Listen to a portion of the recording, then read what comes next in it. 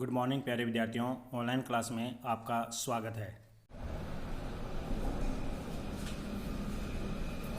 हाँ तो प्यारे विद्यार्थियों, आज हम चर्चा करेंगे आपका पहला अध्याय।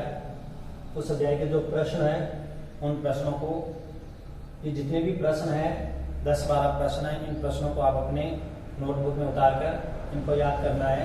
इनका कभी भी आपके टेस्ट हो सकता है। तो सबसे पहला प्रश्न है, क्षेत्रफल की दृष्टि से भारत का सबसे बड़ा राज्य कौन सा है? यानी क्षेत्रफल की दृष्टि से भारत का सबसे बड़ा राज्य कौन सा है? तो उत्तर है इसका, क्षेत्रफल की दृष्टि से भारत का सबसे बड़ा राज्य राजस्थान है। कौन सा राज्य है? राजस्थान। दूसरा क्वेश्चन है, क्षेत्रफल की दृष्टि से भारत का सबसे छोटा राज्य कौन सा है? तो क्षेत्रफल की दृष्टि से सबसे छोटा राज्य गोवा है। कौन सा है? गोवा। तीसरा प्रश्न है, थार के मरुस्थल की प्रमुख विशेषताएं लिखिए।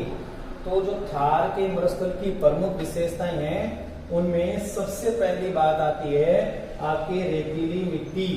कि थार के मरुस्थल में केवल बड़े कण वाली रेतीली मिट्टी देखने को मिलती है। दूसरी है कम वर्षा, कि यहाँ पर बहुत ही कम वर्षा वो होती है। तीसरी है पानी की कमी, क्योंकि चारों ओर केवल मरुस्थल ही मरुस्थल दिखाई देता है। उसके बाद में अधिकतम तापमान, थार के मरुस्थल में ज्यादा से ज्यादा तापमान देखने को मिलता है। और विरल वनस्पति, यानी दूर दूर तक आपको वनस्पति भी दिखाई नहीं देगी। अगला क्वेश्चन आपके, भारत का देशांतरीय विस्तार बताइए। तो अगर आप संसार का जो मानचित्र है उसमें देखोगे तो हमारे देश की आपको अक्षांश और देशांतर जो विस्तार है वो विस्तार आपको दिखाई देगा। तो भारत का जो देशांतरीय विस्तार है वो है 68 डिग्री। आपको ये जो बिंदु दिखाई दे रहा है इसे हम डिग्री कहते हैं। और ये जो आपको एक छोटी सी कोमा जैसी दिखाई देती है इसे हम मिनट कहते हैं।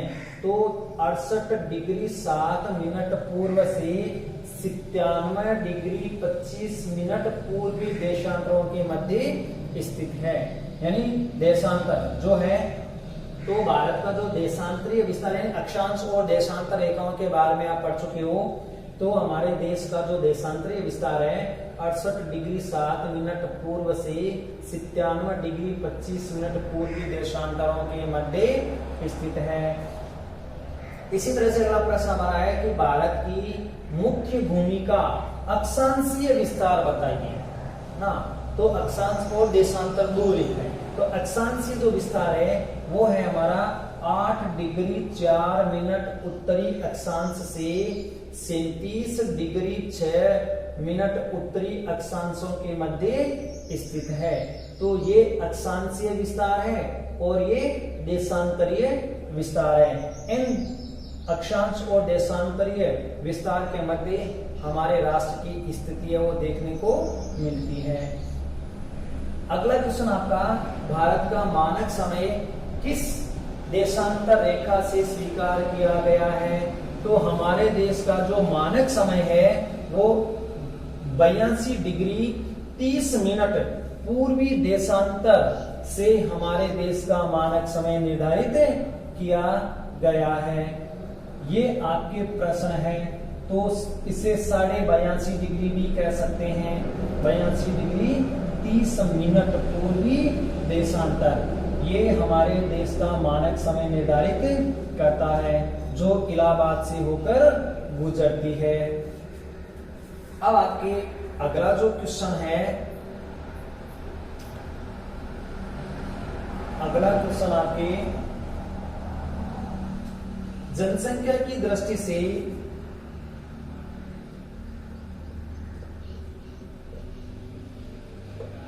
जनसंख्या की दृष्टि से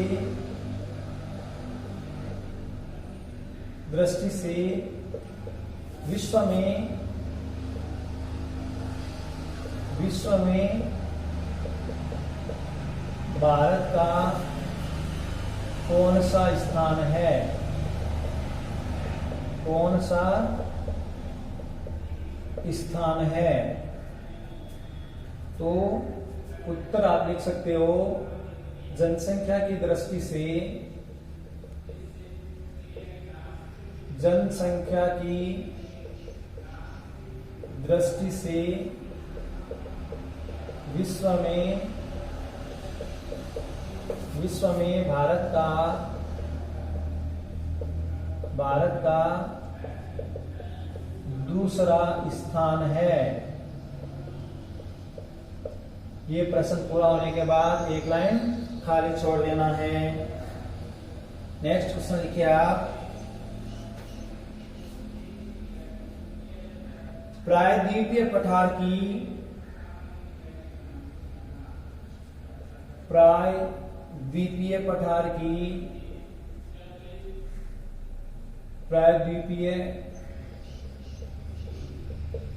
पठार की उत्तरी सीमा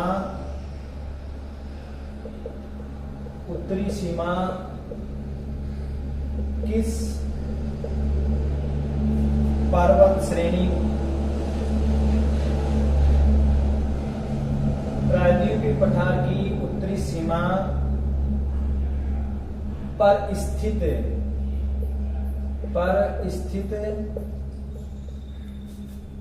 पर्वत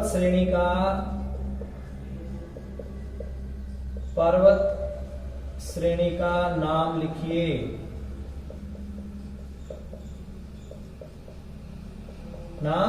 लिखिए। तो वह है विंध्य पर्वत श्रेणी, यानी उत्तर होगा आपके विंध्यन पर्वत श्रेणी। विंध्यन पर्वत श्रेणी। ये प्रश्न पूरा होने के बाद एक लाइन फिर से खाली छोड़ देना है। नेक्स्ट क्वेश्चन आपके 9वां क्वेश्चन।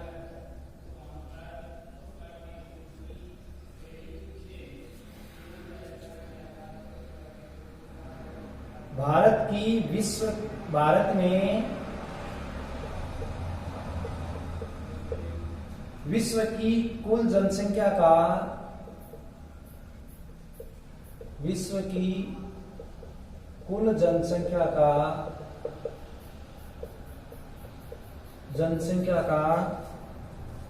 कितना प्रतिशत भाग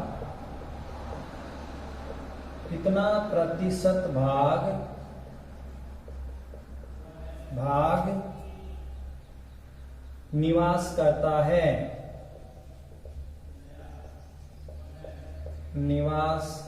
है? तो उसका उत्तर है, भारत में विश्व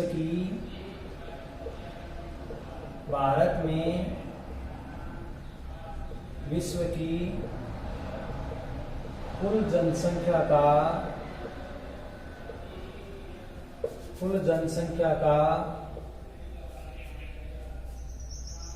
17.5%, लगभग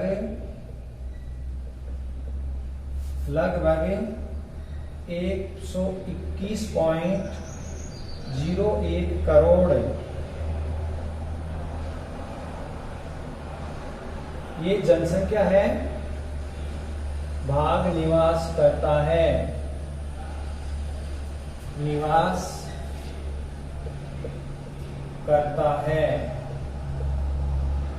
प्रश्न 10वां।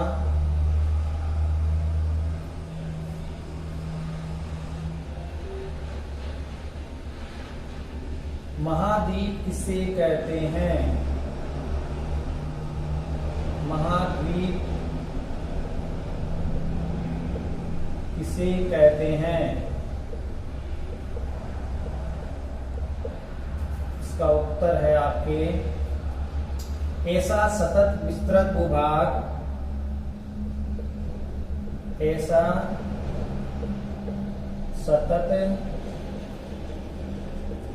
विस्तृत भूभाग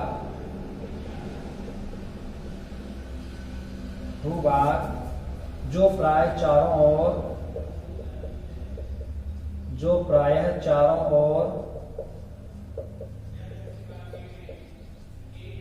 ओर से विशाल जल राशि से चारों ओर से विशाल जल राशि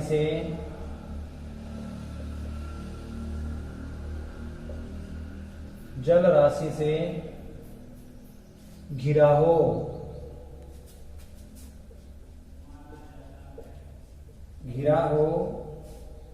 महाद्वीप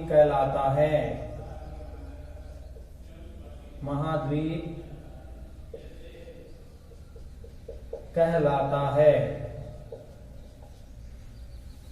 तो ये आपके पहले अध्याय के प्रश्न है कि जनसंख्या की दृष्टि से विश्व में भारत का कौन सा स्थान है।